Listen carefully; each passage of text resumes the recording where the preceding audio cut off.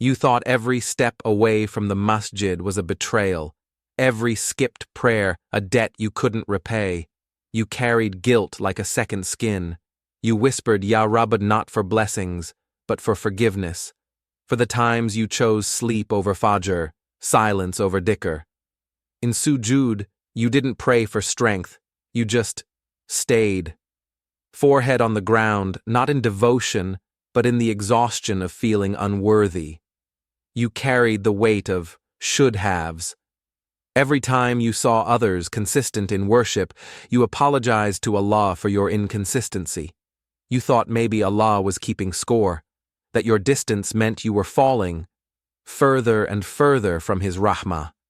But what if every step away was already counted as a return? What if your distance was never a fall, but a detour on the path back to Him? You thought faith meant unwavering consistency, that showing lapses meant you were failing Allah. But the pressure to be perfect, it distanced you from the one who loves the return. You apologized for your absences, for your silence, for the ache in your chest when dhikr felt empty.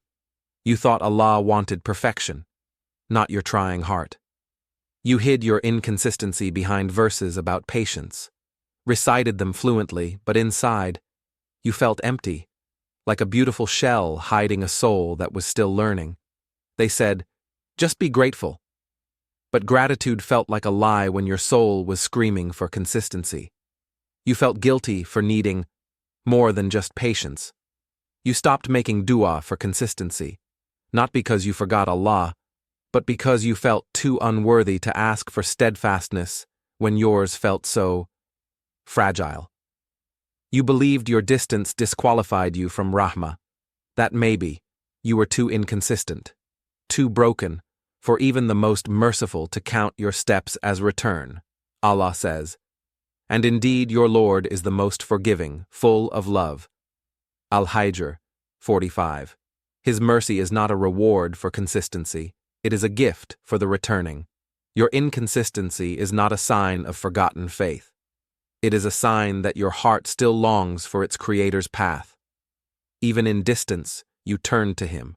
That turning is pure. Tadabbur is not about understanding every word. It's about letting the Qur'an find the parts of you that ache for consistency. Let it whisper that your steps are seen, even the ones away. The Prophet said, the strong person is not the one who overcomes others in wrestling. Rather, the strong person is the one who controls himself when angry. True strength is found not in never stepping away, but in returning, again and again. You don't need to earn your return first. Come as you are, inconsistent, tired, confused. The door of rahmah is not for the perfect. It's for the one who still seeks, still tries, still returns. Your heart's journey is not a test of consistency. It is a path of return, a path that only Allah can illuminate. Let yourself be seen.